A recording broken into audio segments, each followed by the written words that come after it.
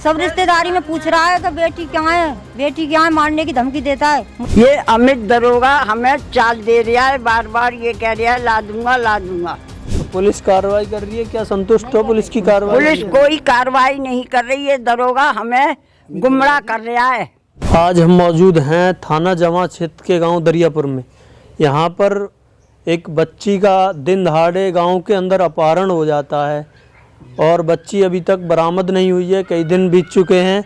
अब जानने का प्रयास करेंगे यहाँ गांव वालों से और जिनकी बच्ची का जो अपहरण हुआ है उनसे भी जानने का प्रयास करेंगे कि पूरा मामला क्या है। जी अंकल जी, क्या नाम है आपका? गिराजगिरी। अच्छा, क्या मामला था? पूरी विस्तार से चीज़ें बताइए। और हमारी दीप्ति थी। शादी करी नहीं, हमने फलाने सन में शादी चलो मैं करी थी। मैं बता देगी। हाँ, बताओ अम्मा पूरा मामला। कौन से सन में करी शादी? सन 14 में हमने अपनी लड़की की शादी करी थी। उसके बाद 1 साल पीछे इन लोगों ने उसका पति मार दिया। उस वक़्त ये बच्ची 1 महीने की थी और मेरी लड़की घर से नंगी करके निकाली थी, खकोरा लेकर के सड़क पे। हमने कहा था कि इस बच्ची को आप ले ले, आपका खून है। तो इन्होंने ये कह दिया था कि हम इसका क्या करेंगे। उस बच्ची के ससुराल वालों ने? उस बच्ची के ससुराल वालों ने।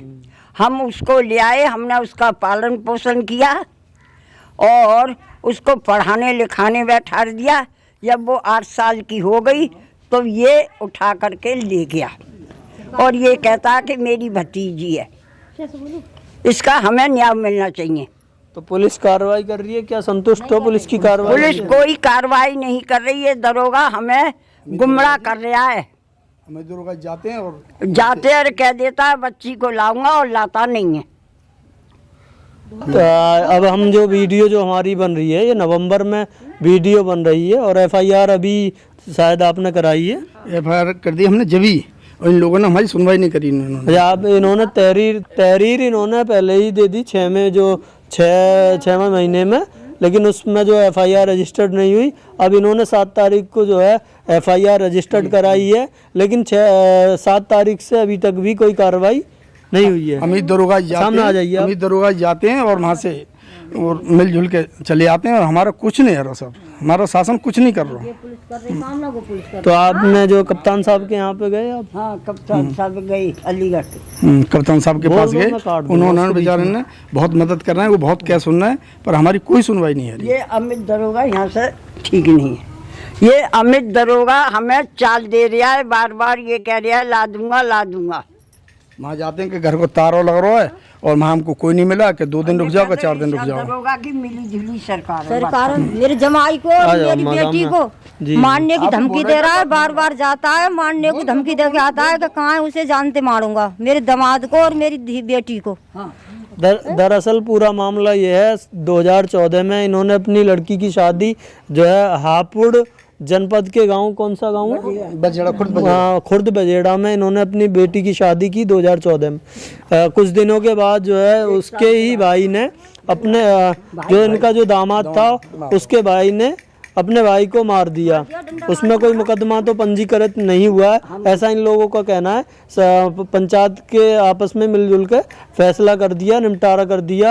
और एक बच्ची, इनकी बेटी से एक बच्ची थी 1 महीने की, उसको लेकर के इनको दे दिया कि तुम पालो। लड़की के साथ वो लड़की ले आए। उसके बाद इन्होंने जो है उस बच्ची को पाला और अपनी बेटी की दूसरी जगह इन्होंने शादी कर दी। तो अब इनका ये कहना है कि जो इनकी बेटी है और दामाद है दूसरा वाला, उसके लिए जान से मारने की भी धमकी दी जाती है और उस बच्ची का गांव से ही अपहरण कर लिया। डोली आया है मारने को, सब रिश्तेदारी में पूछ रहा है कि बेटी कहाँ है, मारने की धमकी देता है। मुझे बताओ, फोन नंबर दो, गांव बताओ।